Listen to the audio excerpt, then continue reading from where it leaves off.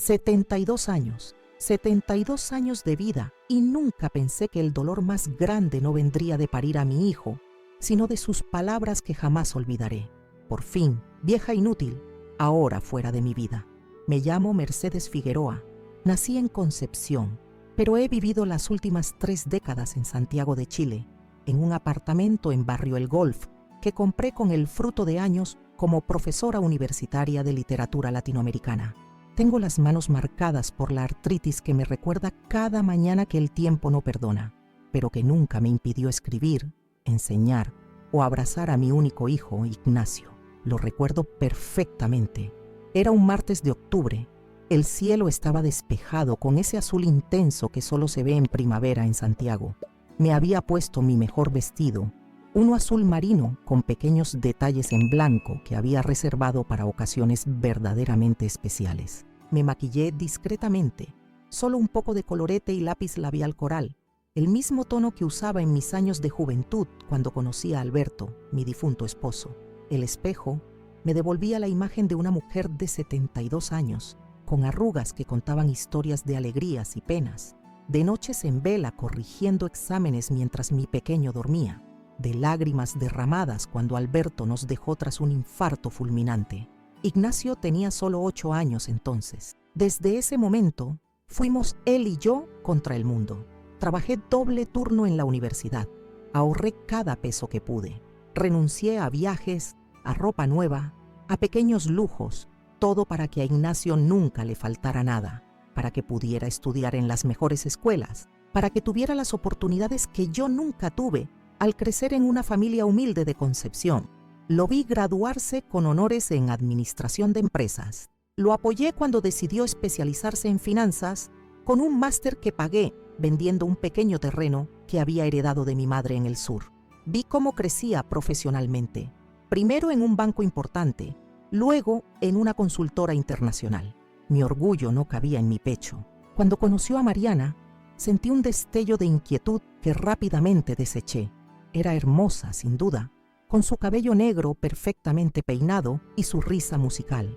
Trabajaba en marketing para una gran constructora, vestía ropa de diseñador y hablaba con esa seguridad que solo tienen quienes han crecido sin carencias. Pero había algo en su mirada cuando observaba nuestro apartamento, cuando preguntaba sobre mi jubilación, sobre mis ahorros, algo que me producía un escalofrío sutil que preferí ignorar. «Mamá, queremos casarnos», me anunció Ignacio durante un almuerzo dominical, 6 meses después de presentarme a Mariana. Ella mostró orgullosa un anillo con un diamante que debió costar varios sueldos de mi hijo. «Es maravilloso», exclamé, abrazándolos a ambos, tragándome esa sensación incómoda en la boca del estómago. Las semanas siguientes fueron un torbellino de preparativos para una boda que se volvía cada vez más extravagante. 300 invitados, la mayoría amigos de Mariana y sus padres, un vestido traído especialmente de Milano, una recepción en uno de los hoteles más exclusivos de Santiago. Y cada nueva factura llegaba a mis manos, siempre con la misma explicación. «Mamá, estamos ahorrando para nuestra casa. Este es el día más importante para Mariana». Fue durante esa época cuando comenzaron a hablar del sueño de la casa propia. Ignacio había vivido en un apartamento alquilado cerca de su trabajo desde que se independizó. Mariana compartía un piso con una pramiga en Providencia. «Estamos viendo propiedades, pero los precios están imposibles», comentaba él mientras Mariana asentía con expresión de preocupación calculada. Una tarde, sentada en la terraza de mi apartamento, tomando un té de hierbas mientras contemplaba la cordillera, tomé una decisión. Había trabajado toda mi vida, había ahorrado, había invertido con prudencia. ¿Para qué guardaba ese dinero? A mis 72 años, sin otros hijos ni parientes cercanos, ¿quién mejor que Ignacio para disfrutar del fruto de mis esfuerzos? Lo llamé esa misma noche. «Hijo, quisiera invitarte a un café mañana. Solo nosotros dos, si no te importa. Nos encontramos en el Café Las Violetas, un lugar tranquilo donde solíamos ir cuando él era adolescente y necesitábamos hablar de algún tema importante». Lo noté distraído, mirando constantemente su reloj como si tuviera prisa por marcharse. «Ignacio, he estado pensando mucho», comencé, después de que nos sirvieran el café, «sobre la casa que tú y Mariana están buscando. Levantó la vista de su taza, repentinamente interesado. «¿Qué pasa con eso, mamá? Quiero comprarla para ustedes, como regalo de bodas». La expresión de sorpresa en su rostro fue genuina, o eso creí entonces. «¿Hablas en serio? Pero mamá, es demasiado dinero». «Tengo mis ahorros, hijo. La jubilación de la universidad es buena y he invertido con inteligencia durante años. ¿Para quién guardo ese dinero si no es para ti?» Su abrazo pareció sincero, sus lágrimas también. «Eres la mejor madre del mundo», susurró en mi oído, palabras que se volverían cenizas en mi memoria apenas unas semanas más tarde. Los días siguientes fueron una avalancha de visitas a propiedades. Mariana siempre presente, opinando sobre todo, desde la ubicación hasta el color de las paredes. Finalmente, encontraron la casa perfecta en la dehesa. 4 dormitorios, jardín amplio, piscina, una cocina de ensueño según Mariana, quien ya planeaba grandes cenas para sus amistades. El precio era considerable, 850 millones de pesos chilenos, casi la totalidad de mis ahorros e inversiones de toda una vida. Pero al ver la felicidad en los ojos de mi hijo, consideré que valía cada peso. Mi abogado, el doctor Paulo Velázquez, un viejo amigo de la universidad que me había asesorado desde que quedé viuda, se mostró cauteloso. «Mercedes, es una suma importante. Tal vez deberíamos establecer algunas salvaguardas». «¿Salvaguardas? Es para mi hijo, Paulo». «Precisamente por eso», insistió. «El matrimonio es reciente, las circunstancias pueden cambiar. Una pequeña cláusula de protección sería prudente». Accedí más para tranquilizarlo que por verdadera preocupación. La cláusula establecía un periodo probatorio de 90 días, durante los cuales yo seguiría siendo la propietaria legal aunque ellos ya pudieran habitar la casa. «Es solo una formalidad», me aseguró Paulo, «algo habitual en transacciones de este tipo». Y así llegó el día de la firma en la notaría Ramírez. Me vestí con especial cuidado. Quería que fuera una ocasión memorable. Llevaba en mi bolso una pequeña caja con las llaves de la casa, envueltas en un lazo dorado, un detalle simbólico para entregarles después de la firma. La notaría olía a papel antiguo y café recién hecho. El notario, un hombre mayor con lentes de montura metálica, nos recibió con formalidad. Ignacio y Mariana llegaron puntuales, él con un traje gris oscuro, ella con un vestido rojo ceñido que contrastaba con mi sobrio conjunto azul marino.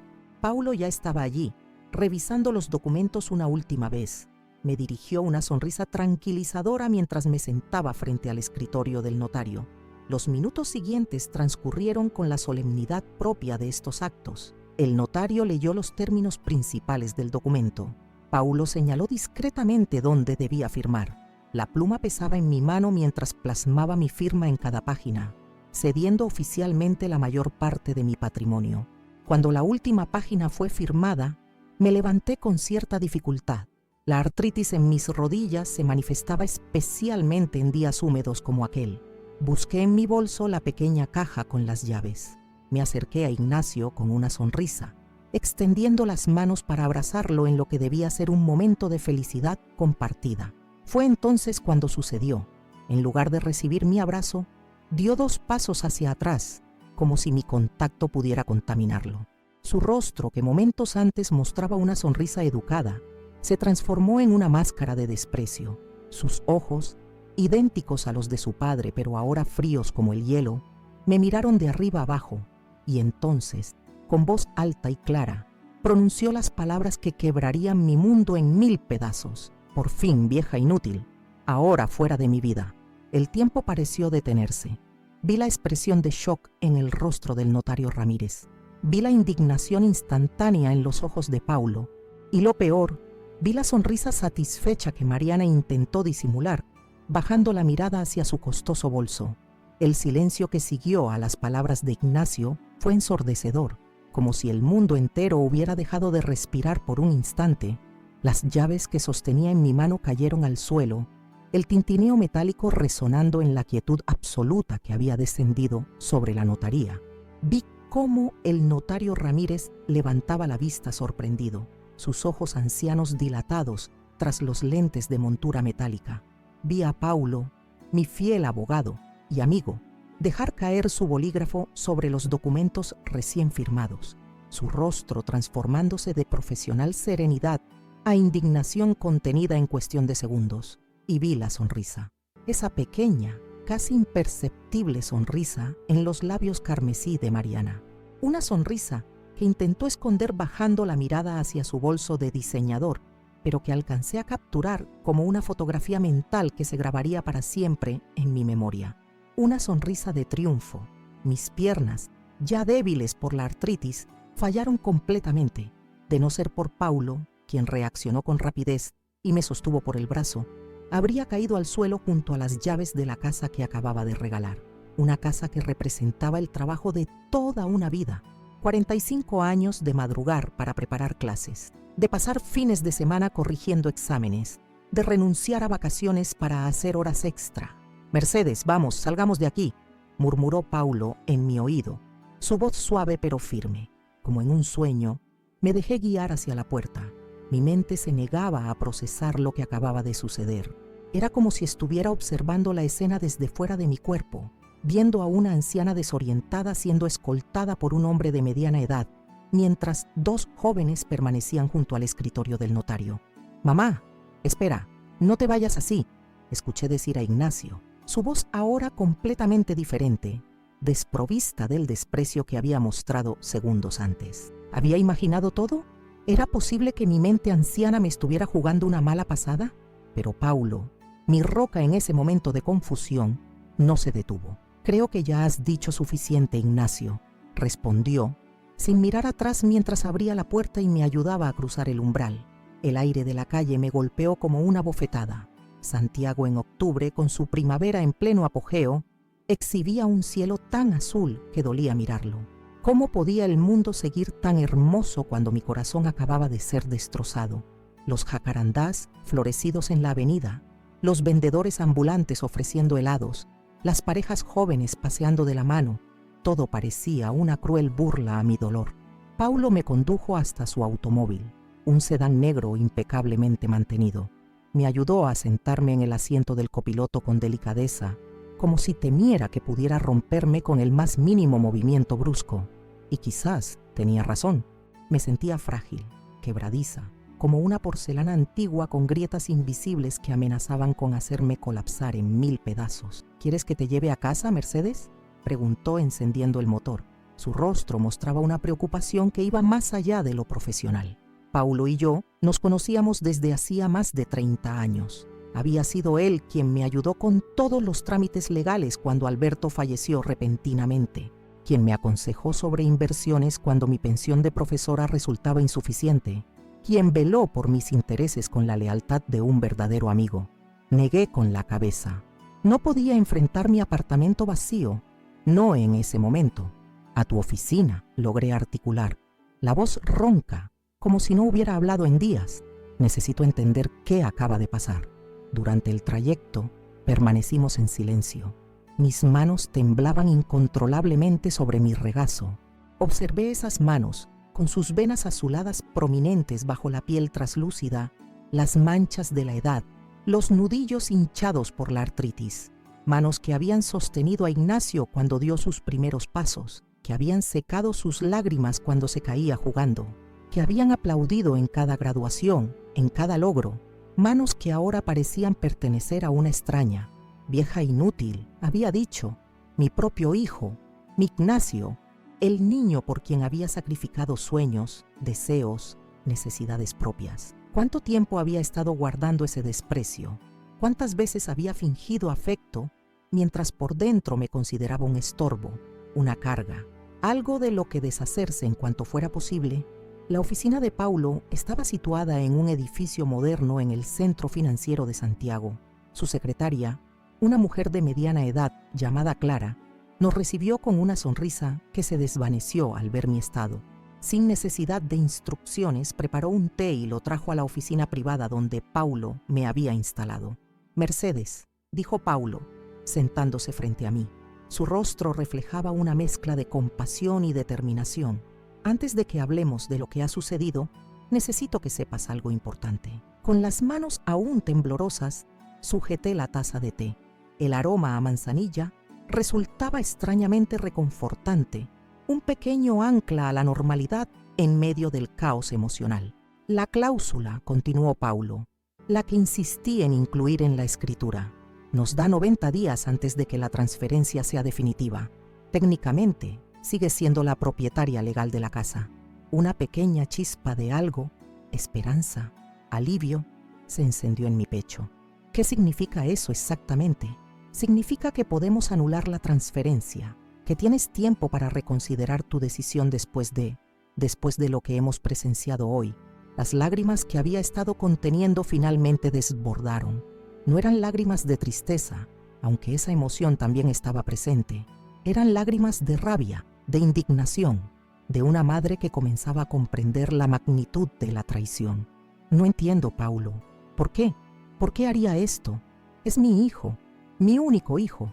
Paulo suspiró, quitándose las gafas para frotarse el puente de la nariz, un gesto que hacía cuando necesitaba elegir sus palabras con cuidado. Mercedes, he notado cosas en los últimos meses.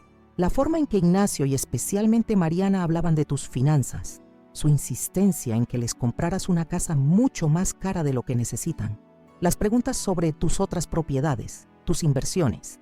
Recordé entonces las ocasiones en que Mariana había preguntado casualmente sobre mi testamento, sobre la posibilidad de que yo descansara y les dejara administrar mis asuntos, sobre mi salud, con una preocupación que ahora parecía calculada. ¿Crees que planearon esto desde el principio? ¿El matrimonio fue parte del plan? Paulo no respondió directamente, lo cual fue respuesta suficiente. En vez de eso, sacó su teléfono móvil. Hay algo más que debes saber. Cuando salimos de la notaría, activé la grabación en mi teléfono. No estaba seguro de lo que podría suceder, pero quería estar preparado. Presionó un botón y la voz de Ignacio, ligeramente distorsionada pero inconfundible, llenó la habitación. ¿Estás loca, Mariana? ¿Por qué me hiciste decir eso? Es mi madre. La voz de Mariana, fría y controlada. Ya lo hablamos. Era necesario cortar el vínculo de una vez. Mientras ella siga creyendo que la necesitas, seguirá interfiriendo. Además, ya firmó. La casa es nuestra. Pero el notario, el abogado, todos escucharon. ¿Y qué? ¿Crees que va a anular la donación por una rabieta? Es una vieja sentimental. En unos días la llamarás, te disculparás, dirás que estabas estresado por la boda, por las deudas, lo que sea.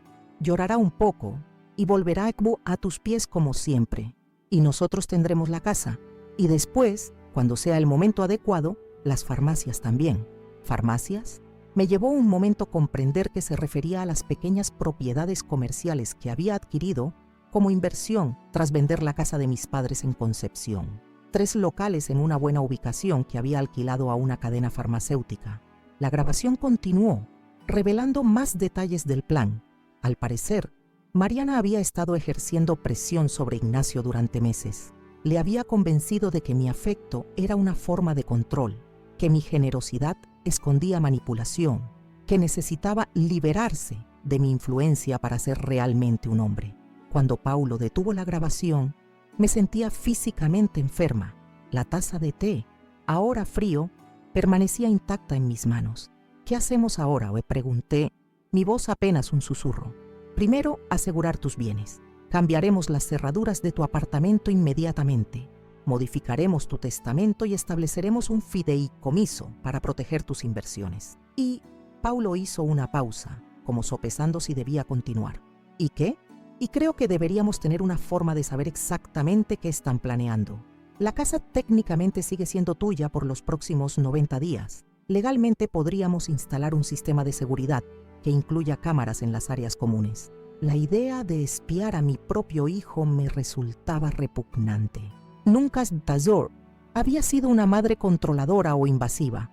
Siempre había respetado su privacidad, su espacio, sus decisiones, incluso cuando no estaba completamente de acuerdo. Pero las palabras de Mariana resonaban en mi mente.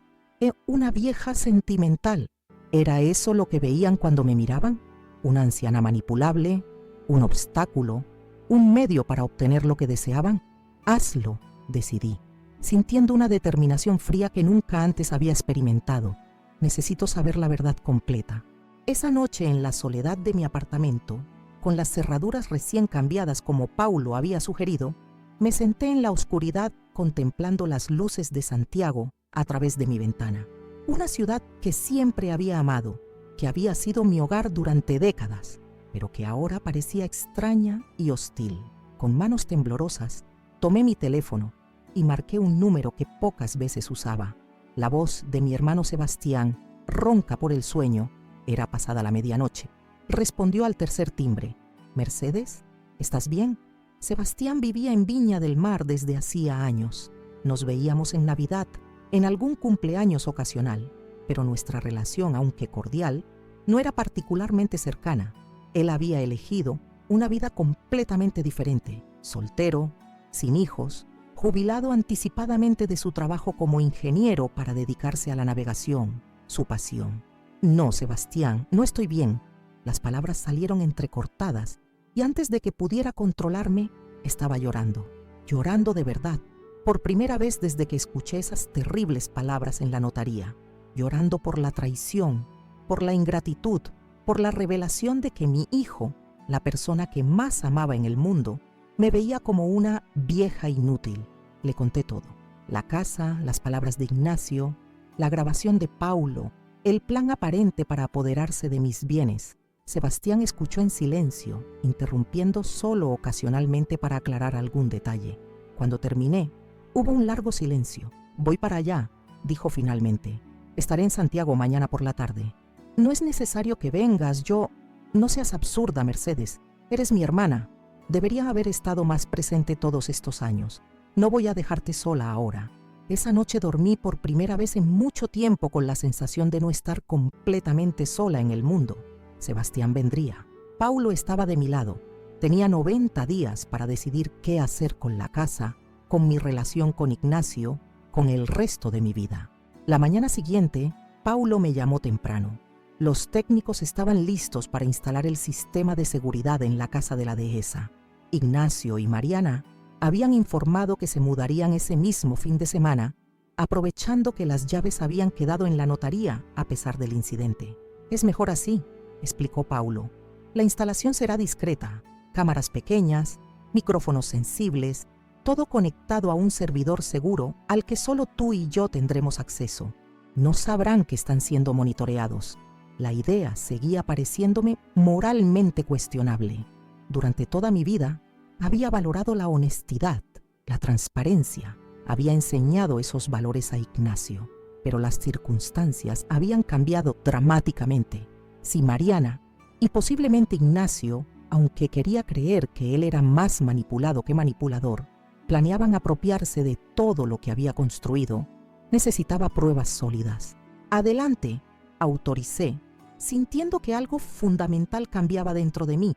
Ya no era solo Mercedes la madre, la profesora jubilada, la viuda dedicada. Ahora era también Mercedes la mujer que lucharía por proteger lo que era suyo, lo que había ganado con años de trabajo honesto. Sebastián llegó esa tarde, como prometió. A sus 68 años, seguía siendo un hombre imponente, alto, de espaldas anchas, con el cabello completamente blanco pero abundante, y una barba cuidadosamente recortada que le daba un aire de capitán de barco, lo cual técnicamente era. Su piel bronceada por el sol del mar contrastaba con la palidez que yo sabía que mostraba mi rostro tras la noche de insomnio y lágrimas.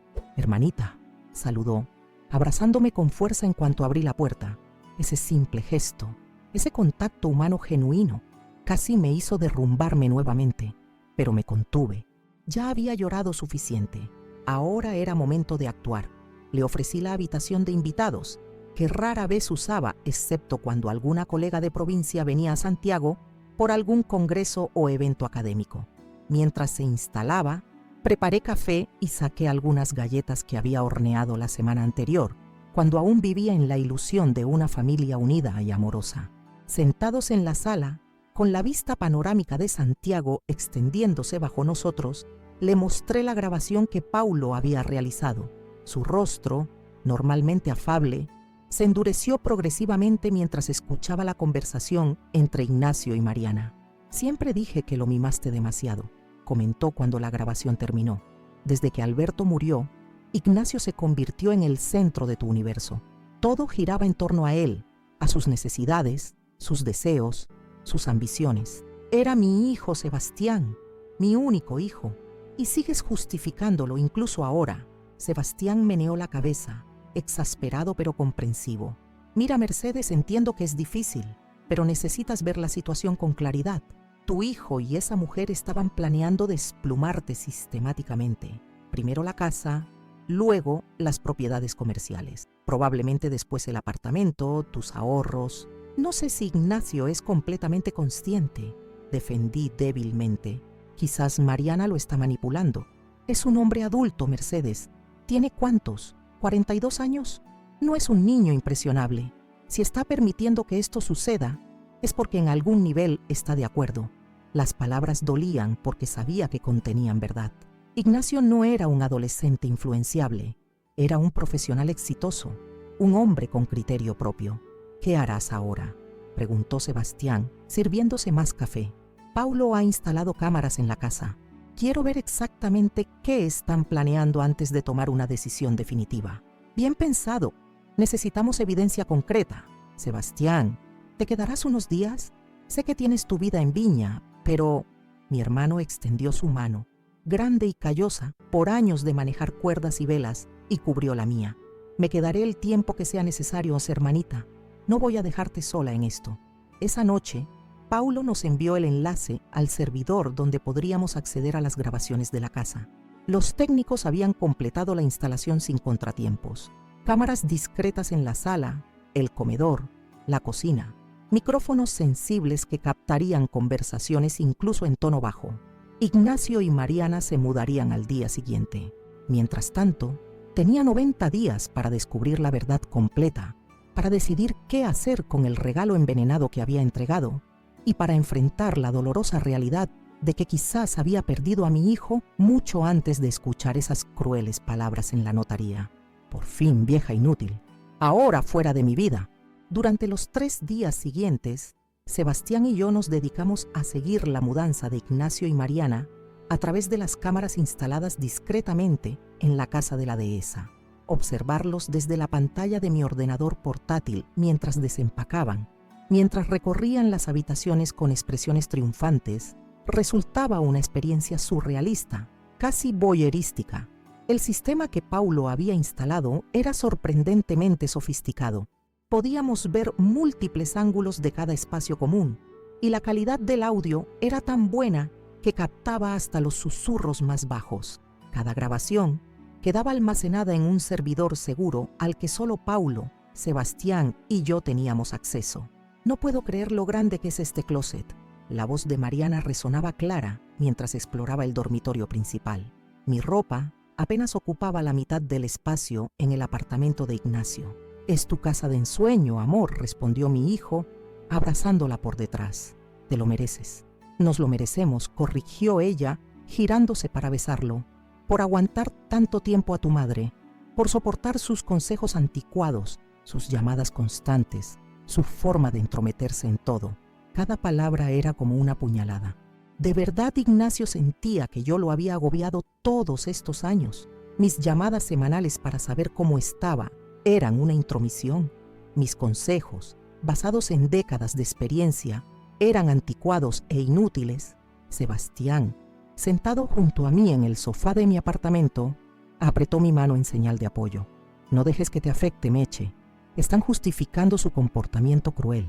Es lo que hacen las personas que saben, en el fondo, que están actuando mal».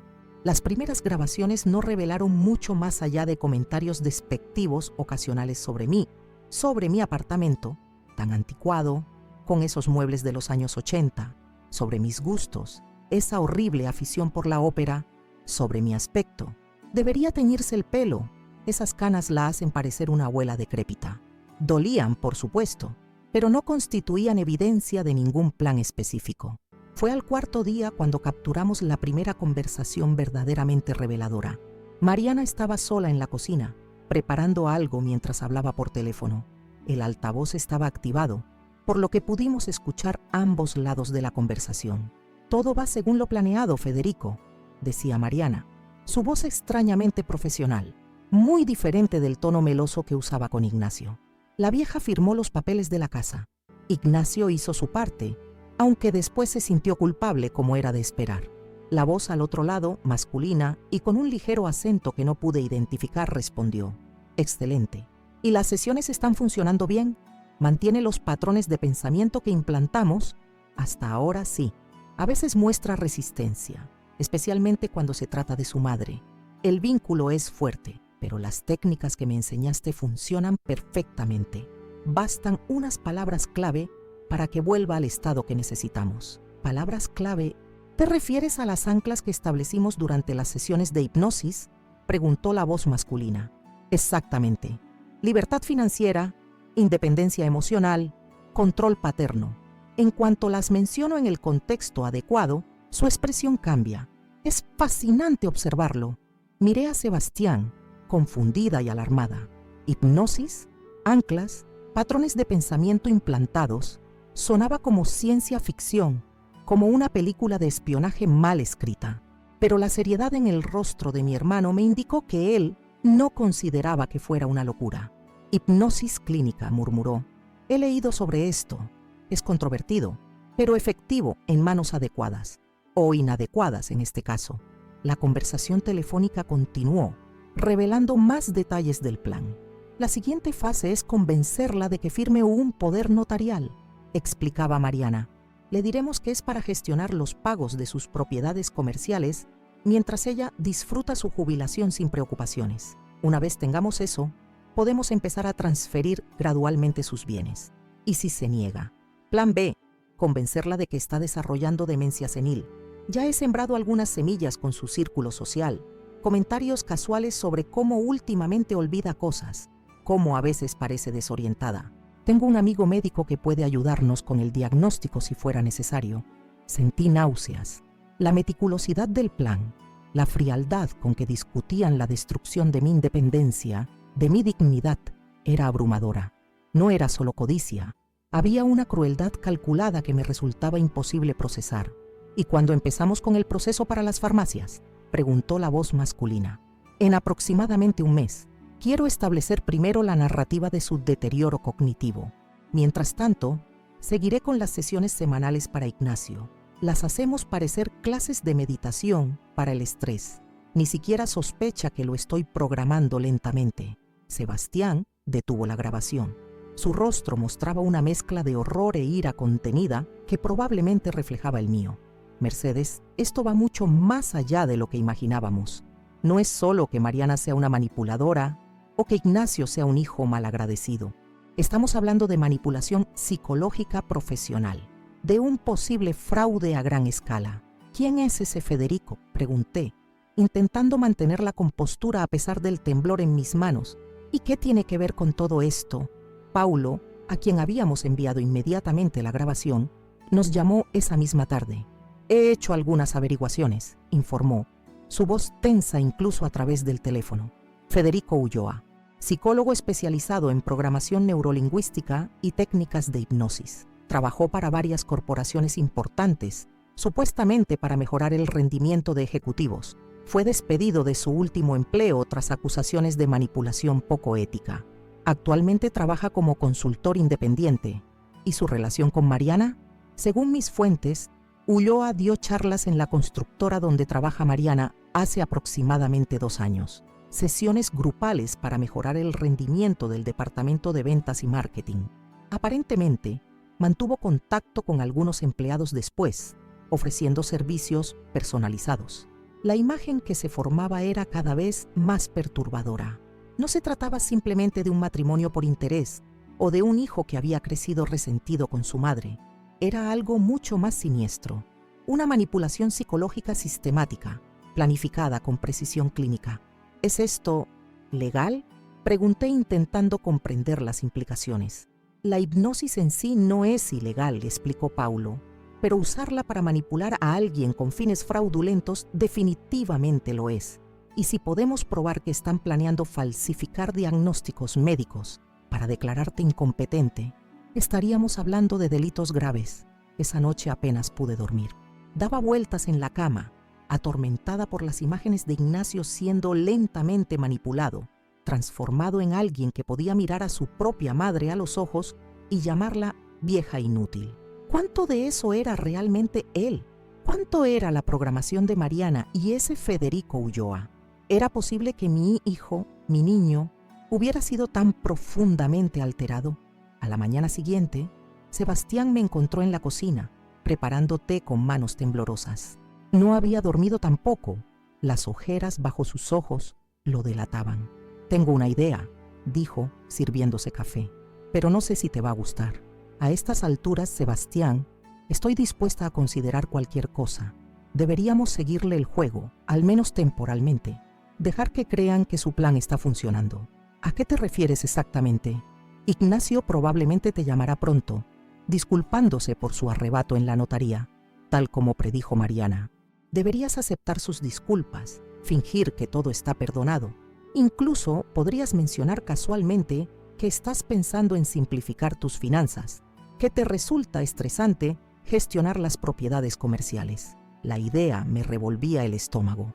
Fingir, mentir, actuar como si nada hubiera pasado cuando mi corazón seguía sangrando por la traición de mi único hijo. No sé si puedo hacer eso, Sebastián. No sé si puedo mirarle a la cara y pretender que todo está bien. No tendrías que verlo en persona, al menos no al principio, solo llamadas telefónicas. Y mientras tanto, seguiríamos recopilando evidencias a través de las cámaras. ¿Con qué propósito? Ya sabemos lo que están planeando. Sebastián bebió un sorbo de café, su mirada fija en algún punto distante más allá de la ventana de la cocina. El propósito, Mercedes, es doble. Primero, obtener pruebas sólidas, irrefutables, que puedan sostenerse en un tribunal si fuera necesario. Y segundo, y quizás más importante, entender hasta qué punto Ignacio está siendo manipulado y si hay alguna posibilidad de ayudarlo. Esa última parte captó mi atención. A pesar de todo, a pesar del dolor lacerante que sus palabras habían causado, seguía siendo mi hijo. Y si existía la más mínima posibilidad de que estuviera siendo víctima de una manipulación psicológica sofisticada, ¿no tenía yo, como madre, la obligación de intentar salvarlo? De acuerdo, acepté finalmente. Lo intentaré. No tuve que esperar mucho. Esa misma tarde, mi teléfono sonó. El nombre de Ignacio apareció en la pantalla, exactamente como Mariana había predicho. Sebastián asintió, alentándome, mientras activaba el altavoz. «Mamá, soy yo». La voz de mi hijo sonaba quebrada, arrepentida. Una actuación perfecta, o quizás, pensé con un rayo de esperanza, una parte genuina de él luchando contra la programación. «Necesito verte. Necesito explicarte lo que pasó en la notaría. Estaba fuera de mí. No sé qué me ocurrió». Respiré hondo, preparándome para el papel más difícil que había interpretado jamás. «Ignacio, hijo mío, claro que podemos hablar», respondí, sorprendida por la naturalidad con que fluyeron las palabras. «He estado muy preocupada por ti. ¿Podemos vernos? Tal vez un café mañana». Sebastián negó con la cabeza. «Demasiado pronto para un encuentro cara a cara. Yo podría derrumbarme, revelar que sabíamos todo. Mañana tengo revisión médica», me improvisé. «¿Qué tal si hablamos por teléfono primero? Además, quería consultarte algo sobre las propiedades comerciales. Últimamente me resulta estresante gestionarlas». Casi pude sentir el cambio en su actitud, incluso a través del teléfono. La mención de las propiedades había captado su interés, justo como Sebastián predijo. «Por supuesto, mamá. Sabes que siempre estoy dispuesto a ayudarte con eso. Hablamos mañana entonces». Cuando colgué, las lágrimas que había estado conteniendo durante toda la conversación finalmente fluyeron. Sebastián me abrazó, su presencia sólida anclándome cuando sentía que podría desintegrarme de dolor. «Lo hiciste muy bien, Meche. Muy bien». Esa noche, revisando las grabaciones del día, captamos otra conversación reveladora. Ignacio relataba su llamada conmigo a Mariana, quien sonreía con satisfacción. «Te lo dije. Predecible como un reloj. Menciona las propiedades comerciales y ya la tienes comiendo de tu mano». Sacó una pequeña libreta de su bolso. «Mañana, cuando hables con ella, necesito que menciones estas frases específicas. Son los disparadores que reforzaremos en tu próxima sesión con Federico». Le dictó varias frases aparentemente inocuas: futuro financiero seguro, descanso merecido, confianza familiar. Ignacio las anotó obedientemente, sin cuestionar por qué eran importantes o qué efecto tendrían en mí. «Y recuerda, después de cada frase, Observa cuidadosamente su reacción. Buscamos signos de sumisión, asentimientos, sonrisas nerviosas, frases como «tienes razón» o «no lo había pensado así». Eso nos indicará que está receptiva a la sugestión. Mariana, a veces no entiendo por qué necesitamos hacer todo esto, comentó Ignacio, un atisbo de duda en su voz. Mi madre siempre ha sido generosa. Si necesitáramos ayuda financiera, probablemente nos la daría sin todas estas estrategias. Mariana se acercó a él, tomando su rostro entre sus manos en un gesto que parecía amoroso, pero tenía algo de depredador. Mi amor, ya hemos hablado de esto. Tu madre solo es generosa cuando puede controlar, cuando puede sentirse necesitada. Es una forma de manipulación. Lo que estamos haciendo es liberarnos de ese control, tomar las riendas de nuestro futuro. Libertad financiera, murmuró Ignacio, y vi cómo su expresión cambiaba sutilmente. Sus ojos, tan parecidos a los de Alberto, adquirieron una dureza que no era natural en ellos. Tienes razón, siempre la tienes. Mariana sonrió, satisfecha, y lo besó brevemente antes de cambiar de tema. Pero yo había visto suficiente. Las palabras clave, las anclas como las había llamado en su conversación con Federico, funcionaban exactamente como habían descrito. Transformaban a mi hijo ante mis propios ojos. Esto es como una secta, murmuró Sebastián, tan horrorizado como yo.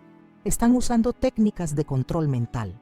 Paulo, a quien enviamos también esta grabación, nos llamó inmediatamente. Su voz reflejaba una urgencia que rara vez mostraba. Necesitamos acelerar el plan. Esto es más serio de lo que pensábamos. No solo están tras tu dinero, Mercedes. Están destruyendo sistemáticamente la voluntad de tu hijo. ¿Qué sugieres?, preguntó Sebastián.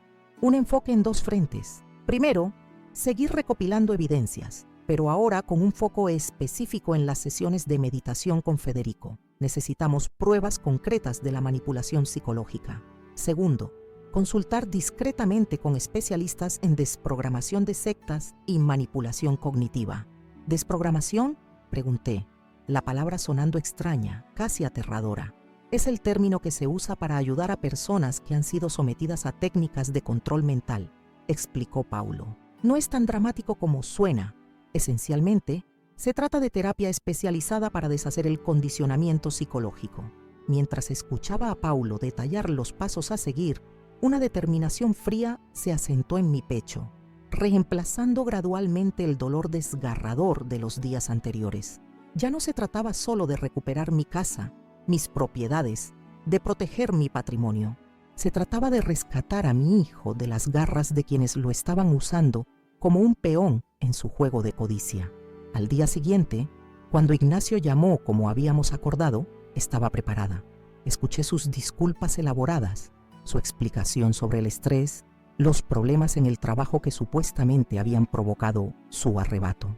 Pronunció las frases que Mariana le había indicado, observando cuidadosamente mis reacciones a través de la videollamada que había insistido en usar. Le di exactamente lo que buscaba: asentimientos, sonrisas nerviosas, frases de validación. Interpreté el papel de la madre manipulable, vulnerable, deseosa de recuperar la relación con su hijo a cualquier precio. Mencioné casualmente que estaba considerando simplificar mis finanzas, que las propiedades comerciales se habían vuelto una carga para mi edad. Cuando terminamos la llamada, me sentí física y emocionalmente agotada. Interpretar ese papel, ver la satisfacción en los ojos de mi hijo cuando creía que su manipulación estaba funcionando, era una forma de tortura que nunca había imaginado. Pero el verdadero horror llegó esa noche, cuando revisamos las grabaciones del día y vimos a Ignacio relatando nuestra conversación a Mariana. Su expresión era la de alguien completamente diferente a mi hijo. Había una frialdad calculadora, una dureza que no reconocía. Funcionó perfectamente, explicaba, casi jactancioso. Mencioné las frases exactamente como me indicaste y reaccionó justo como predijiste. Está prácticamente suplicando que la ayudemos con las propiedades. Mariana sonrió complacida y sacó su teléfono. Voy a llamar a Federico ahora mismo. Necesitamos acelerar la siguiente fase. La vieja está madura para la manipulación. Mientras observaba esta escena, comprendí que estábamos enfrentando algo mucho más oscuro y peligroso de lo que habíamos imaginado inicialmente. No era solo un plan para apoderarse de mi dinero, era un esquema sofisticado de manipulación psicológica que había transformado a mi hijo en alguien que no reconocía, en alguien capaz de referirse a su propia madre como la vieja, con desprecio en su voz. Y supe, con una claridad dolorosa pero necesaria, que recuperarlo no sería tan simple como anular la transferencia de la casa. Tendríamos que rescatar su mente, su voluntad, su verdadero ser, de las garras de quienes lo habían transformado en una marioneta de sus ambiciones. Durante las 2 semanas siguientes, vivimos en un extraño limbo. Por un lado, seguía manteniendo conversaciones telefónicas con Ignacio, interpretando el papel de madre vulnerable y complaciente que ellos esperaban. Por otro, junto a Sebastián y Paulo, planificábamos meticulosamente el siguiente paso de nuestra estrategia. Paulo había contactado con la doctora Valeria Montero, una psiquiatra especializada en manipulación psicológica y rehabilitación de víctimas de sectas. Inicialmente escéptica cuando le explicamos la situación, su actitud cambió radicalmente al mostrarle algunas de las grabaciones más reveladoras. Esto es programación neurolingüística, llevada a un extremo peligroso, explicó durante nuestra reunión en el despacho de Paulo. La doctora Stey Montero era una mujer de unos 50 años, con una presencia serena que inspiraba confianza inmediata. Las anclas verbales, los condicionamientos, la creación de estados alterados de conciencia mediante supuestas sesiones de meditación. Federico Ulloa está utilizando técnicas que rozan lo criminal. ¿Mi hijo es consciente de lo que está pasando?, pregunté, la pregunta que me atormentaba día y noche. La doctora Montero consideró cuidadosamente su respuesta. Basándome en lo que he visto, creo que Ignacio está en un estado de conciencia dividida. Una parte de él, la que fue condicionada por Ulloa y Mariana, actúa según la programación recibida. Otra parte, su verdadero yo, experimenta conflicto y culpa, pero esos sentimientos son rápidamente suprimidos mediante las anclas verbales y emocionales que han implantado. ¿Podemos ayudarlo?, insistí, aferrándome a esa esperanza. Sí, pero no será fácil ni rápido. Y lo más importante, necesitará querer ser ayudado. La desprogramación funciona mejor cuando la persona reconoce, al menos parcialmente, que ha sido manipulada. El plan que elaboramos era arriesgado pero necesario. Convocaríamos a Ignacio y Mariana a una reunión en el despacho de Paulo. Les mostraríamos algunas de las grabaciones, cuidadosamente seleccionadas para evidenciar la manipulación, sin revelar toda la extensión de nuestro conocimiento. Tendríamos a la doctora Montero presente, aunque inicialmente no revelaríamos su especialidad, y sobre todo, intentaríamos crear una fisura en el control que Mariana ejercía sobre Ignacio. El momento crítico, explicó la doctora Montero, será cuando Ignacio vea evidencia irrefutable de que está siendo manipulado. Podría reaccionar de varias formas: negación, ira, confusión, incluso podría experimentar lo que llamamos colapso cognitivo, un estado de desorientación cuando dos realidades contradictorias colisionan en su mente.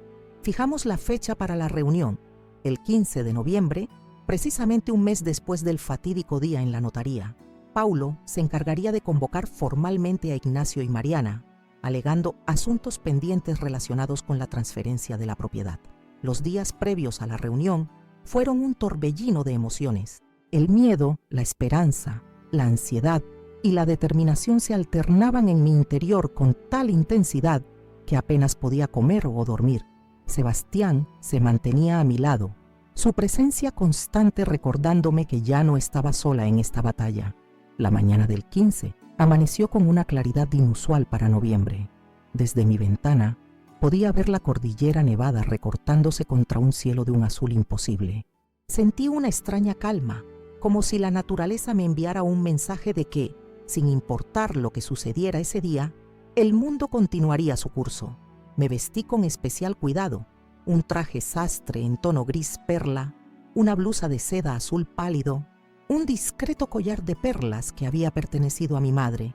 Quería proyectar dignidad, fortaleza, pero también una serenidad que estaba lejos de sentir. Sebastián, Paulo, la doctora Montero y yo llegamos al despacho 1 hora antes de la reunión programada. Repasamos una vez más cada detalle, qué grabaciones mostrar, ¿Quién hablaría primero?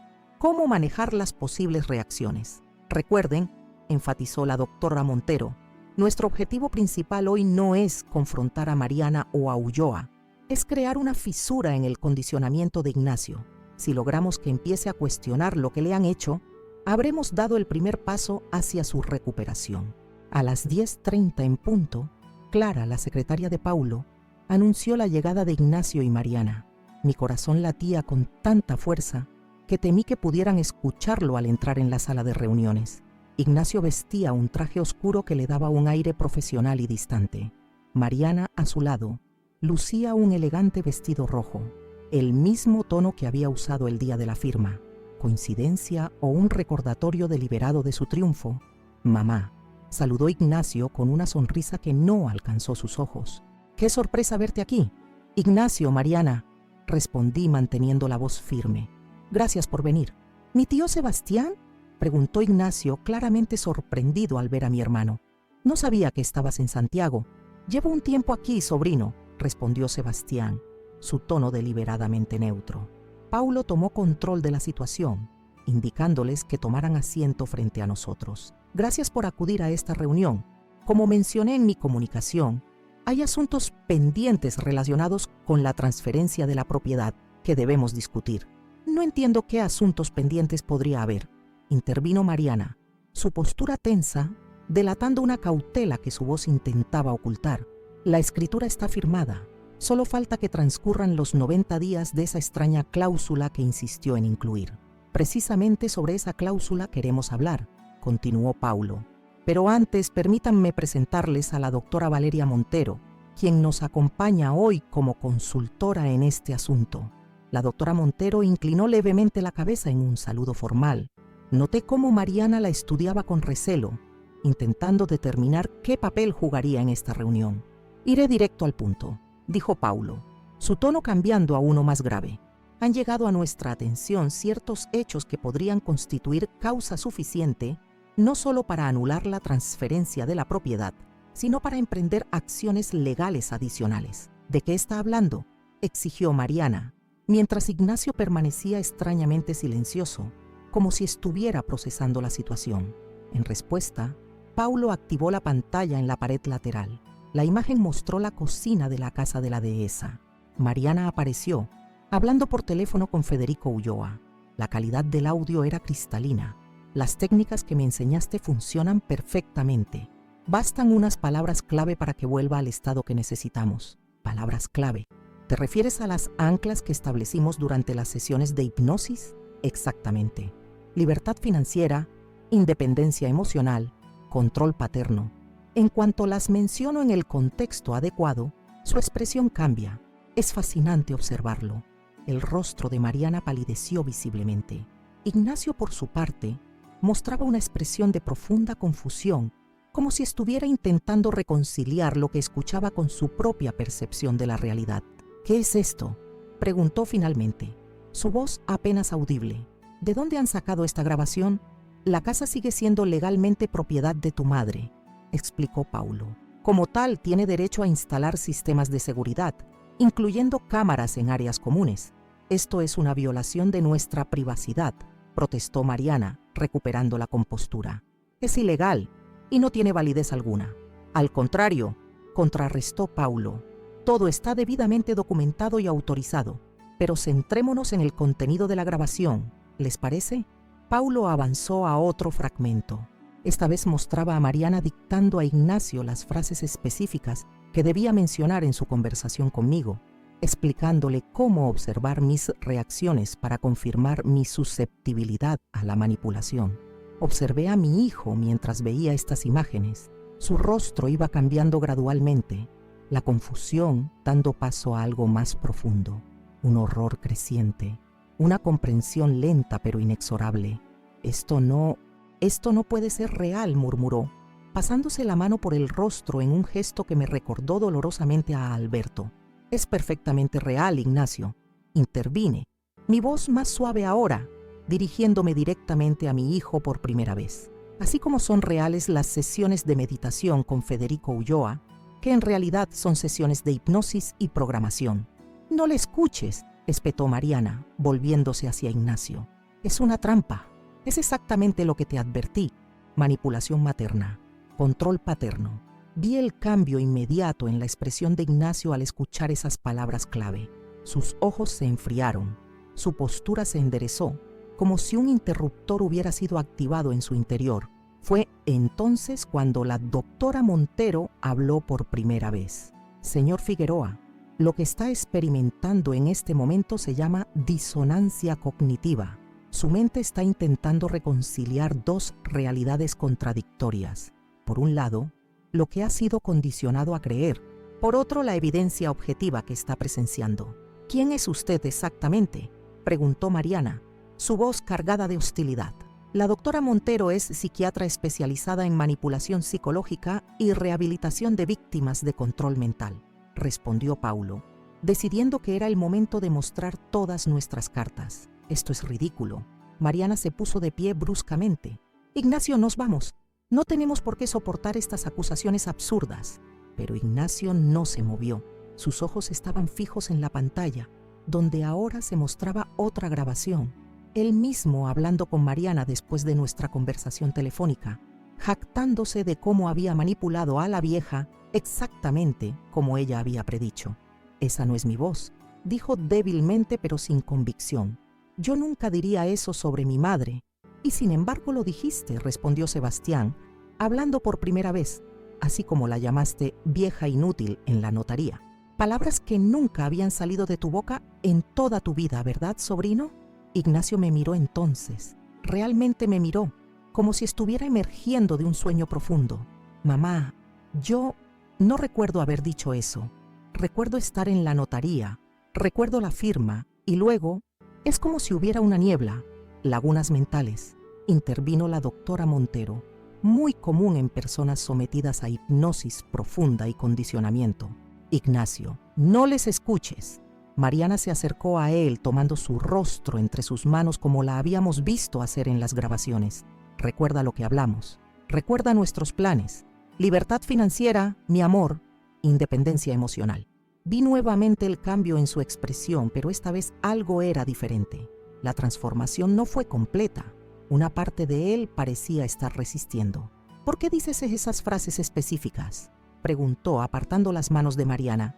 Siempre las mismas, como un mantra. Son solo frases, cariño. Expresiones normales. No.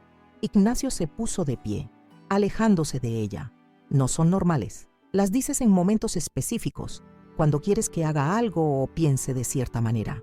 Mariana cambió de estrategia, volviéndose hacia nosotros con renovada agresividad. Esto es un montaje. Han manipulado esas grabaciones para ponernos en contra. Es obvio lo que están intentando. Recuperar la casa ahora que se han dado cuenta de su valor. El valor de la casa es irrelevante, respondí, manteniendo la calma. Lo que me importa es mi hijo. Ver cómo ha sido manipulado, transformado en alguien que no reconozco. No ha sido manipulado, ¿verdad, Ignacio?, insistió Mariana, su voz ahora casi suplicante. Sabes que todo lo que hemos hecho ha sido por nuestro bien, por nuestro futuro. Ignacio parecía cada vez más confundido, atrapado entre dos narrativas contradictorias. Se llevó las manos a la cabeza, como si intentara ordenar sus pensamientos. Las sesiones con Federico, murmuró. Siempre me siento extraño después, como si hubiera dormido durante horas pero sin descansar realmente.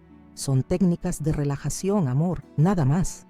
¿Y por qué nunca recuerdo exactamente qué hacemos en esas sesiones?, continuó Ignacio, su voz ganando firmeza.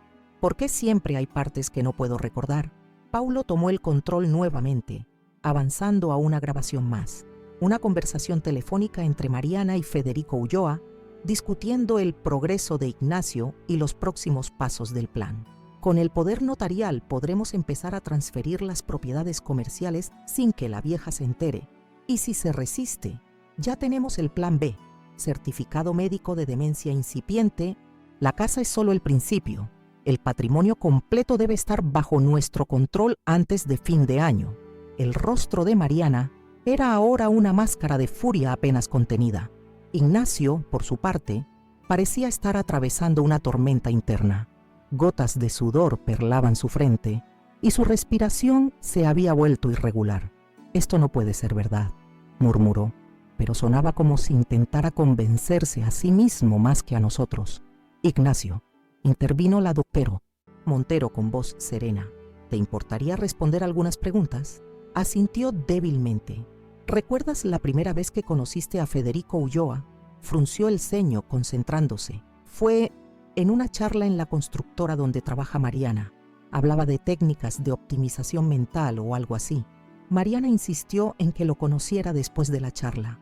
¿Y cuándo comenzaron las sesiones privadas? Poco después. No, espera. Su confusión era evidente. Creo que fue más tarde. Después de nuestro compromiso, Mariana dijo que me ayudarían con el estrés de la boda. ¿Recuerdas el contenido de esas sesiones? Meditación, ejercicios de respiración.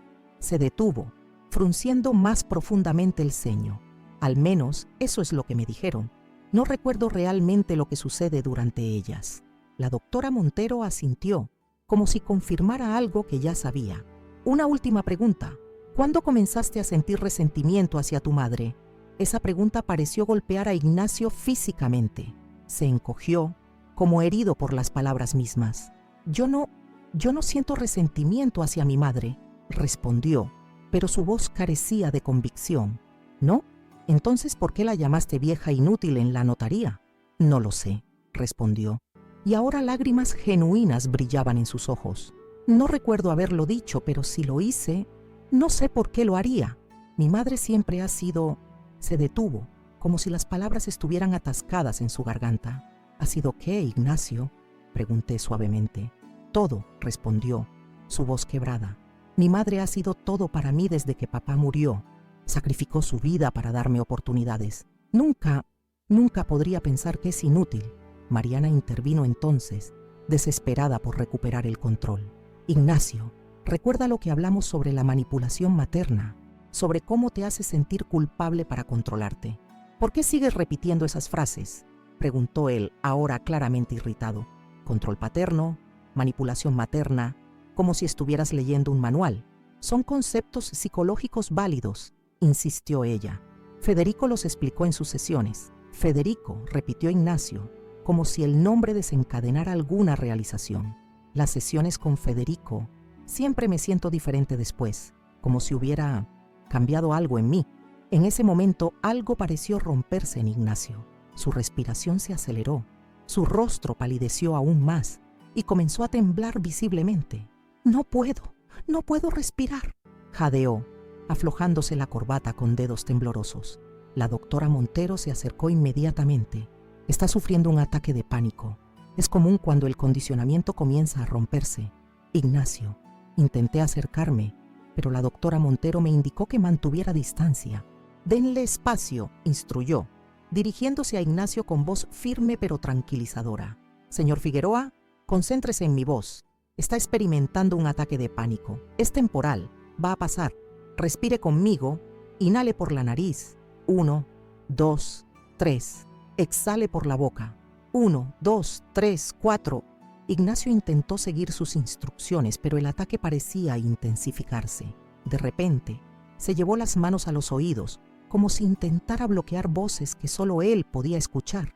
¡Paren! ¡Paren los dos!, gritó, aunque solo Mariana había estado hablando. Y entonces, sin advertencia, sus ojos se pusieron en blanco y colapsó.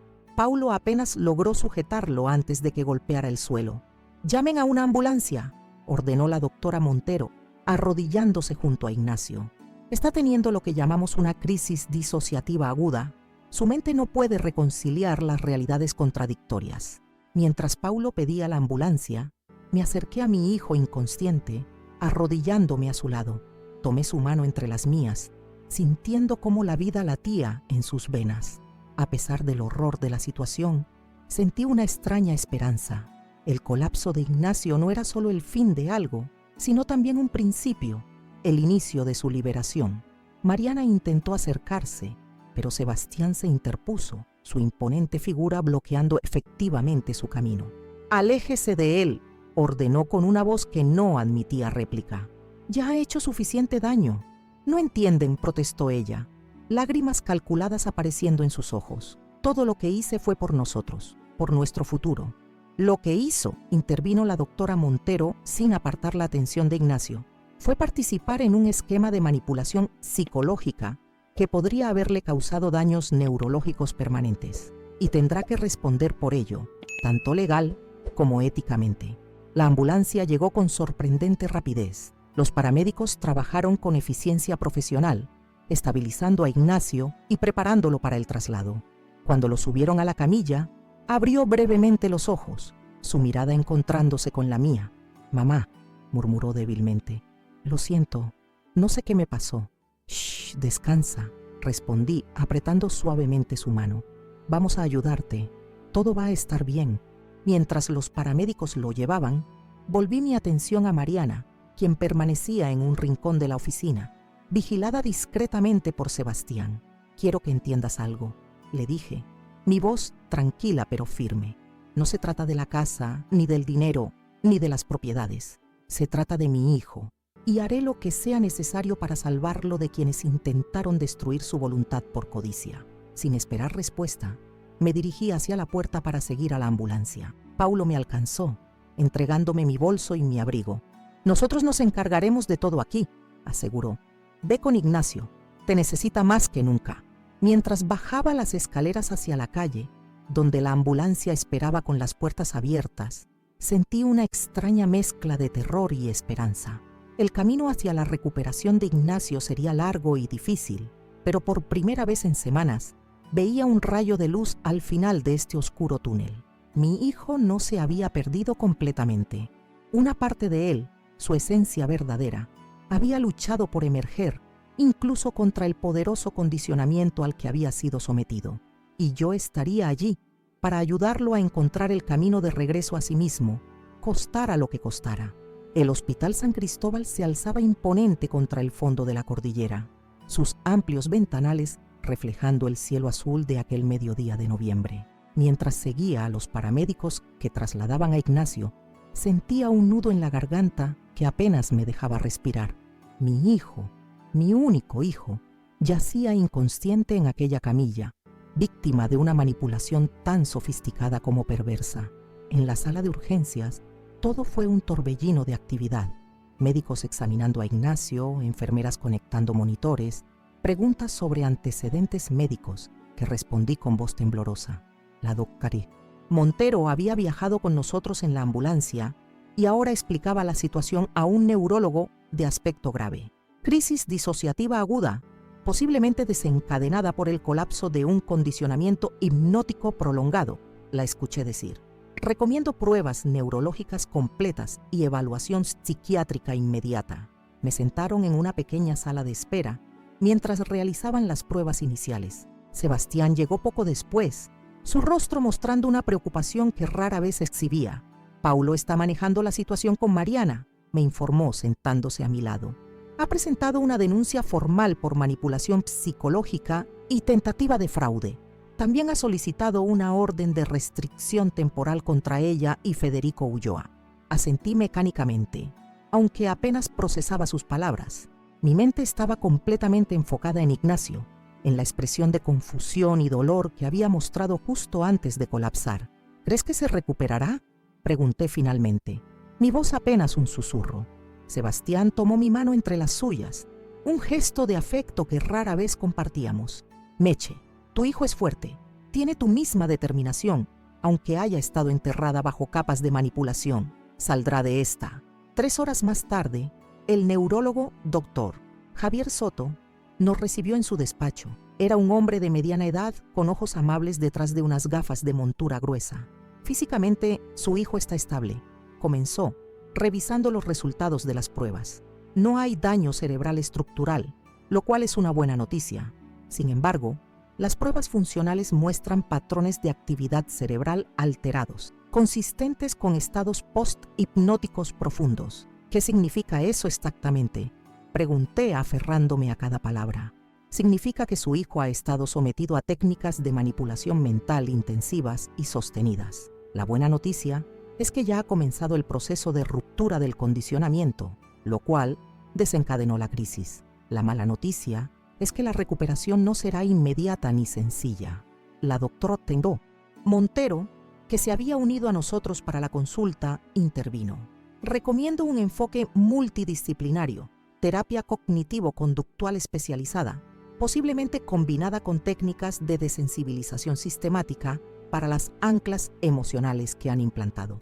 Estoy de acuerdo, asintió el doctor Soto, y sugeriría también considerar un entorno controlado durante las primeras semanas, un lugar donde no pueda ser contactado por las personas que realizaron el condicionamiento.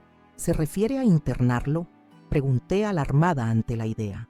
No necesariamente en un hospital, aclaró la doctora Montero. Podría ser un centro especializado o incluso un entorno hogareño adecuadamente supervisado. Lo importante es que esté rodeado de personas que entiendan lo que ha pasado y puedan apoyar su proceso de recuperación.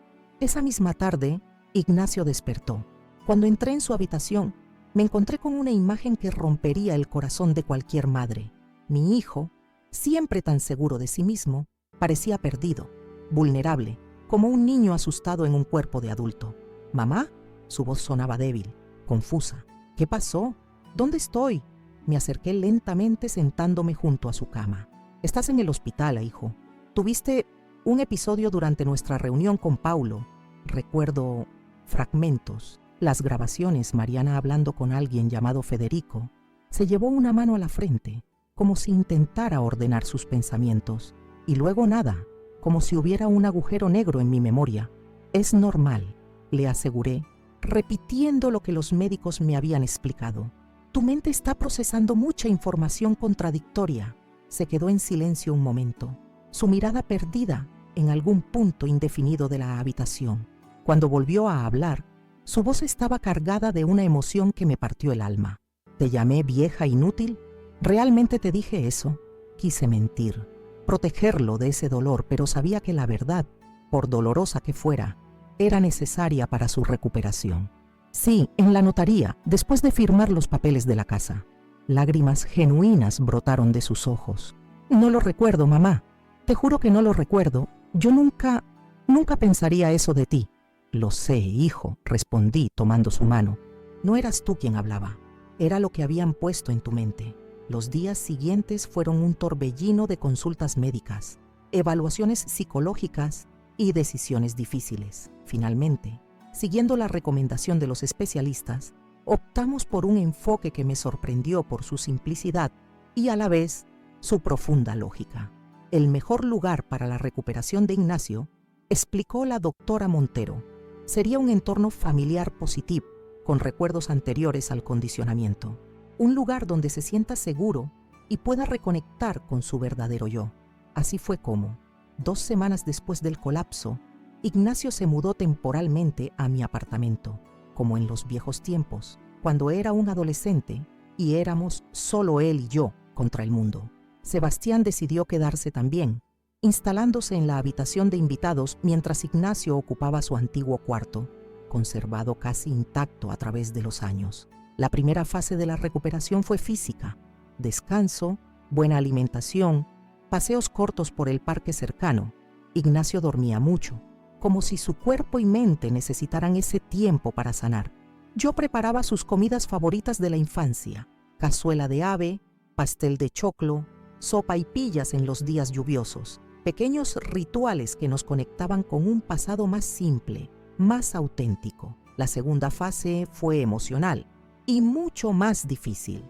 3 veces por semana la doctora Tanilla Montero venía a casa para sesiones intensivas de terapia. A veces Ignacio salía de estas sesiones exhausto, otras veces furioso, a menudo llorando.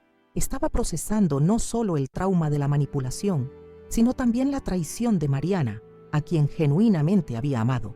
«Lo peor», me confesó una noche mientras compartíamos un té en la cocina, «es no saber qué pensamientos son realmente míos y cuáles fueron implantados. Es como si hubieran reescrito partes de mi mente». «Por ejemplo», pregunté suavemente. «Tengo estos sentimientos hacia ti, resentimiento, irritación cuando te veo hacer ciertas cosas». Pero luego me preguntó, ¿realmente me molesta que organices los libros por color en lugar de por autor? ¿O es algo que Mariana me hizo creer que me irritaba? La doctora Montero había explicado que este cuestionamiento era una parte crucial del proceso. Ignacio necesitaba examinar cada pensamiento, cada reacción, para determinar su origen y autenticidad. Mientras tanto, el caso legal avanzaba.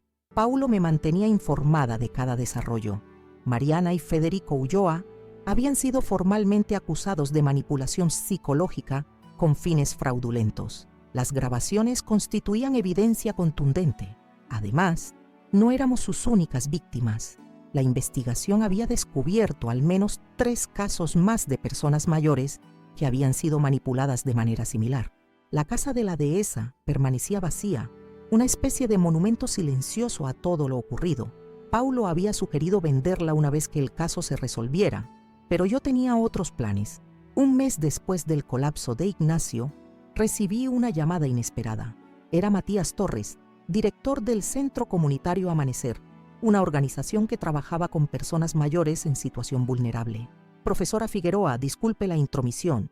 El doctor Velázquez me proporcionó su contacto. Entiendo que está atravesando una situación difícil, pero me preguntaba si podríamos reunirnos. Hay algo que quisiera proponerle.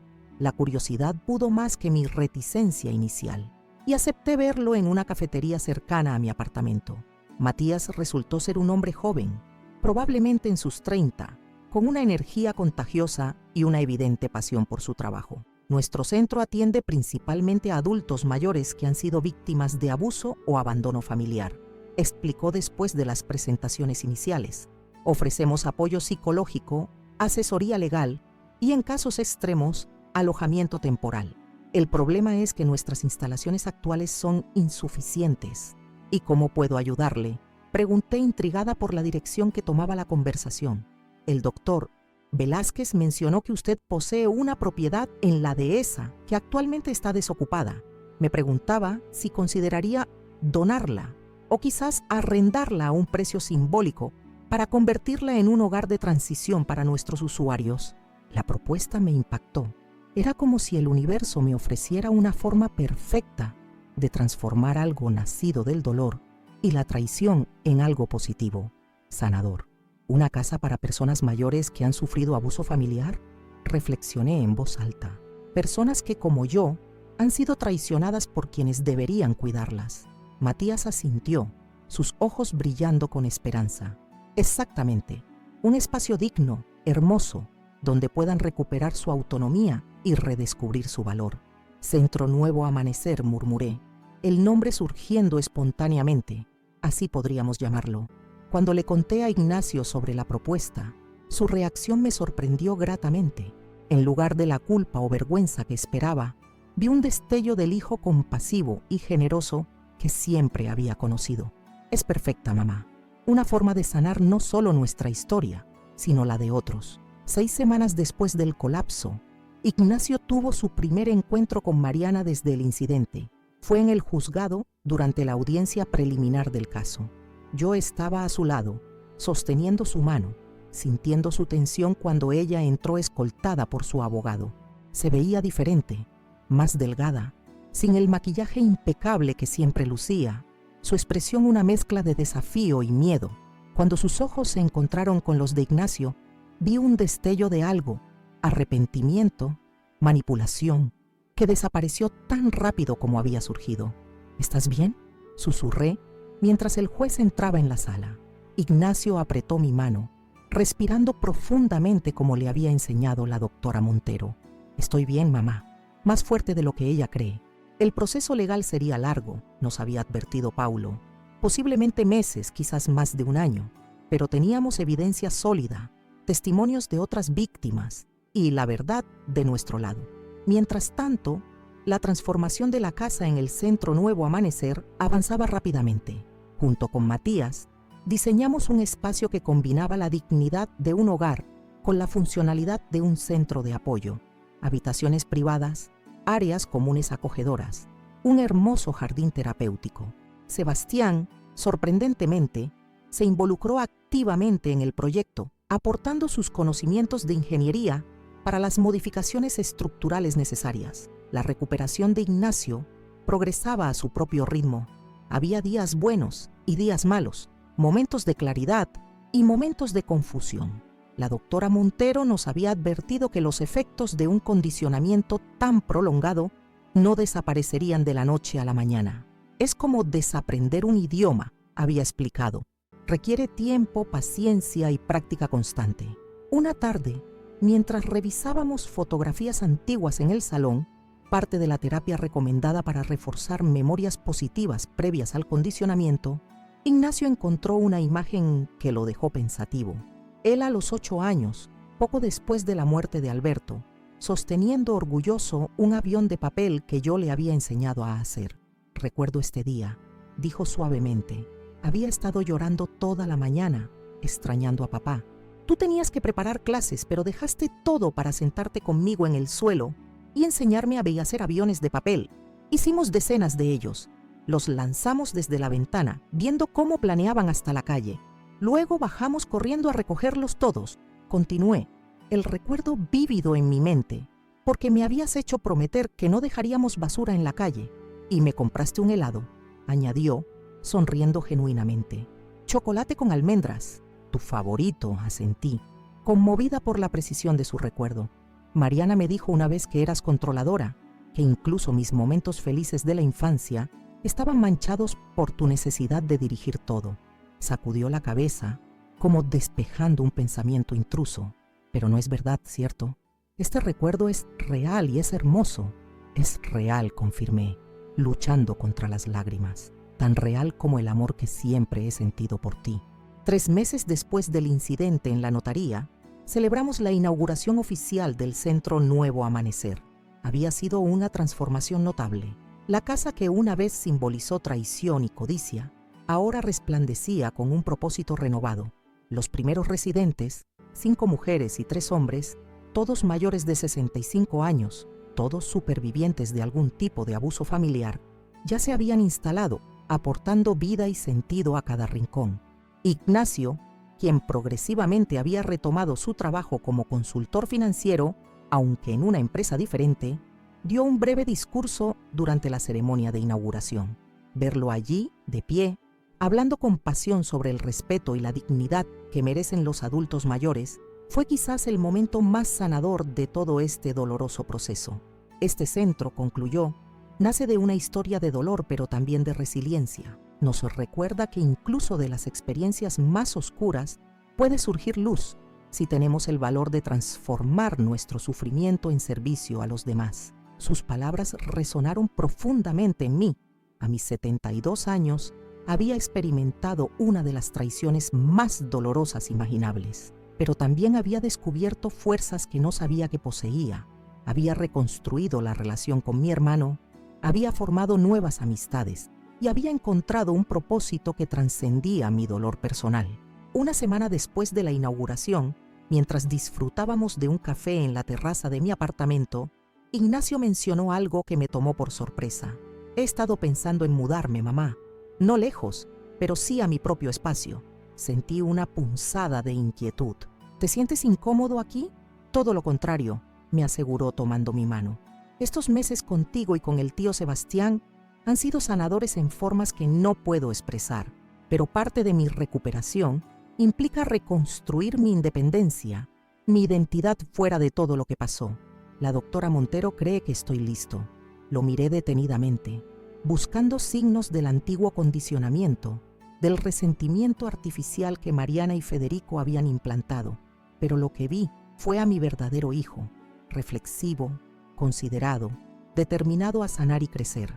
¿Dónde estás pensando?, pregunté finalmente. Hay un pequeño apartamento en Providencia, cerca del parque. Tranquilo, modesto, perfecto para empezar de nuevo. Asentí lentamente, reconociendo la sabiduría en su decisión. Creo que es una excelente idea, hijo. Vendré a cenar los domingos, prometió con una sonrisa. Y seguiré ayudando en el centro.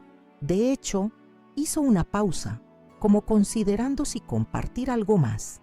He estado hablando con Lucía, la asistente social del centro. Me ha invitado a tomar un café. ¿Lucía?, pregunté recordando a la joven dedicada y compasiva que trabajaba con Matías. Es una mujer extraordinaria. Lo es, concordó Ignacio, un ligero rubor coloreando sus mejillas. Es temprano para pensar en cualquier cosa seria, por supuesto. Estoy enfocado en mi recuperación, pero hay algo en ella, una autenticidad que me hace sentir seguro.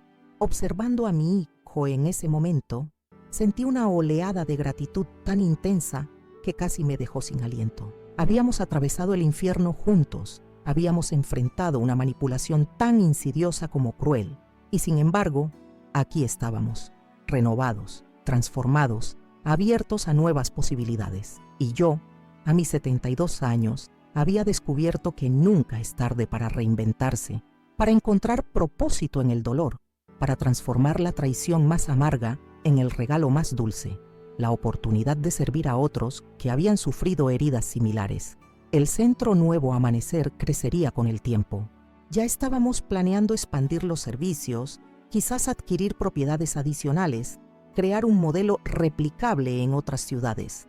Sebastián, sorprendentemente, había decidido quedarse en Santiago indefinidamente para ayudar con el proyecto, descubriendo una vocación que nunca había explorado en sus años como ingeniero y navegante solitario. Y en cuanto a mí, había encontrado una nueva familia, los residentes del centro, el equipo de profesionales dedicados que trabajaban allí, nuevas amistades que surgieron a partir de esta experiencia transformadora. Mientras el sol de la tarde bañaba Santiago con su luz dorada, comprendí una verdad fundamental. A veces las palabras más crueles, por fin vieja inútil, ahora fuera de mi vida, pueden desencadenar los cambios más profundos y sanadores. No porque el dolor sea necesario para el crecimiento, sino porque nuestra respuesta al dolor, como lo procesamos, qué creamos a partir de él, puede transformar incluso la traición más oscura en un amanecer de posibilidades inesperadas. Y así, queridos amigos que me han acompañado hasta el final de esta historia, termino compartiendo con ustedes este doloroso pero transformador capítulo de mi vida, que comenzó con la traición más inesperada y terminó con un renacimiento que nunca hubiera imaginado. Cuando entré a aquella notaría en Santiago aquel martes de octubre, vestida con mi mejor traje azul marino, llevando en mi bolso las llaves de la casa que había comprado para mi hijo como regalo de bodas, jamás pensé que escucharía de sus labios esas palabras que quebraron mi mundo. Por fin, vieja inútil, ahora fuera de mi vida. Un instante que dividió mi existencia en un antes y un después. Pero como han podido acompañarme en este relato, lo que parecía ser el final de todo, resultó ser apenas el principio de un viaje extraordinario. Gracias a la previsión de mi abogado Paulo, con aquella cláusula de 90 días, a la llegada oportuna de mi hermano Sebastián desde Viña del Mar y a las reveladoras grabaciones que instalamos en la casa, descubrimos una verdad aún más perturbadora. Mi hijo Ignacio había sido víctima de un elaborado esquema de manipulación psicológica por parte de Mariana y su cómplice, Federico Ulloa. Aquel descubrimiento desgarrador que mi hijo había sido sistemáticamente programado para despreciarme, para verme como una manipuladora cuando solo había sido una madre amorosa, me llevó a tomar decisiones que jamás pensé que tendría que enfrentar. Confrontarlos con la evidencia, ver a Ignacio colapsar cuando la verdad emergió, acompañarlo durante su hospitalización y posterior recuperación. Cada paso fue doloroso, pero necesario. Ahora, 3 años después de aquellos eventos, puedo decirles que las heridas más profundas han cicatrizado, aunque las cicatrices permanecen como recordatorio de lo vivido. El Centro Nuevo Amanecer, creado en la misma casa que iba a ser instrumento de mi despojo, ha ayudado ya a más de 30 adultos mayores víctimas de abuso y abandono familiar. Ignacio, completamente recuperado del condicionamiento, no solo reconstruyó su vida profesional, sino que encontró el amor verdadero en Lucía, la asistente social del centro, con quien ahora espera su primer hijo. Mi nieto, que llegará al mundo en 2 meses, será la prueba viviente de que incluso de las experiencias más oscuras puede surgir nueva vida, nueva esperanza. Sebastián, mi hermano que vino temporalmente a apoyarme, decidió quedarse en Santiago y ahora dirige la parte técnica y de expansión del centro. Su experiencia como ingeniero y navegante resultó invaluable para crear espacios funcionales y acogedores para nuestros residentes. A sus 71 años, dice haber encontrado finalmente un propósito que llena su corazón. Mariana y Federico Ulloa enfrentaron las consecuencias legales de sus acciones. El proceso fue largo y complejo, pero finalmente fueron condenados por manipulación psicológica con fines fraudulentos. Más importante aún, Su caso estableció un precedente legal que ahora protege mejor a adultos mayores de esquemas similares. De la oscuridad de su maldad surgió luz para otros. En cuanto a mí, a mis 75 años he descubierto una vida enteramente nueva. Ya no soy solo Mercedes, la profesora jubilada, la madre de Ignacio, la viuda de Alberto. Soy la fundadora y directora honoraria del Centro Nuevo Amanecer. Soy mentora para mujeres que enfrentan situaciones similares a la mía. Soy conferencista ocasional en temas de derechos de los adultos mayores. He escrito un libro sobre mi experiencia, titulado Renacimiento a los 72, que ha ayudado a tantas personas a encontrar esperanza en medio de sus propias traiciones. Y sí, también encontré el amor nuevamente, aunque de una forma que nunca esperé. Roberto Quintana, un profesor jubilado que visitaba regularmente a su hermana en el centro, se convirtió primero en amigo, luego en compañero y finalmente en mi pareja. A nuestra edad, no buscamos matrimonio, sino compañía, comprensión y afecto sincero. Compartimos paseos por el parque, conciertos de música clásica, largas conversaciones sobre literatura y, sobre todo, la satisfacción de servir juntos en el centro. Esta historia que les he compartido, amigos míos, no es solo sobre traición y dolor, es sobre resiliencia, sobre transformación, sobre encontrar propósito en medio del sufrimiento más profundo. Es sobre cómo a cualquier edad podemos reinventarnos, redescubrirnos, renacer de las cenizas de lo que creíamos perdido para siempre. Si mi relato ha resonado en tu corazón, si te ha conmovido o quizás te ha dado esperanza en medio de tu propia oscuridad, te pido que te suscribas a este canal Abuela Recordó. Cada semana compartimos historias reales como la mía, testimonios de personas que han atravesado valles oscuros y han encontrado luz al otro lado. Tu suscripción nos ayuda a seguir creciendo y llegando a más personas que necesitan escuchar que no están solas en sus luchas. Deja también tu me gusta en este video. Es un gesto sencillo que toma solo un segundo, pero que hace una gran diferencia para que nuestra comunidad crezca y estas historias lleguen a quienes las necesitan. Y por favor, comparte tus pensamientos en los comentarios. ¿Qué harías tú en mi situación? ¿Has vivido algo similar? ¿Cómo lo enfrentaste? Tus palabras no solo son valiosas para mí, sino también para otros que están transitando caminos parecidos y encuentran consuelo en saber que no son los únicos. Si está dentro de tus posibilidades, te agradecería enormemente tu apoyo a través de Gracias, nuestra forma de recibir donaciones para mantener este canal funcionando. Producir estos videos diariamente requiere recursos, tiempo y dedicación. Tu contribución, por pequeña que sea, nos permite continuar compartiendo estas historias de superación y esperanza.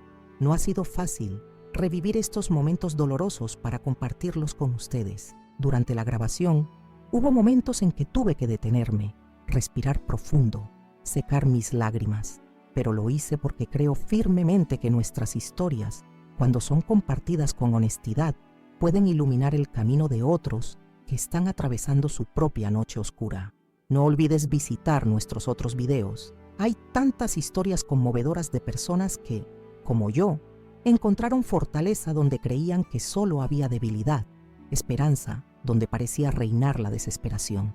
Quizás en alguna de ellas encuentres exactamente las palabras que necesitas escuchar hoy. A todos ustedes que me han acompañado hasta este punto, gracias desde lo más profundo de mi corazón. Gracias por escucharme, por sentir conmigo, por caminar a mi lado en este relato de dolor y renacimiento. Recuerden, queridos amigos, no importa qué edad tengamos, no importa qué traiciones hayamos enfrentado, siempre es posible comenzar de nuevo. Si yo pude hacerlo a los 72 años, después de escuchar a mi propio hijo llamarme vieja e inútil, tú también puedes levantarte de tus propias cenizas y crear algo hermoso a partir de tu dolor. Los espero la próxima semana con otra historia que, como la mía, nos recuerda que el final de un capítulo puede ser el maravilloso comienzo de otro completamente nuevo e inesperado. Hasta entonces, les mando un abrazo cálido y la certeza de que nunca es tarde para renacer. No olvides suscribirte, dejar tu me gusta y apoyarnos con tu gracias para seguir compartiendo estas historias que sanan corazones y transforman vidas. Tu participación es lo que mantiene viva esta comunidad de Abuela Recordó.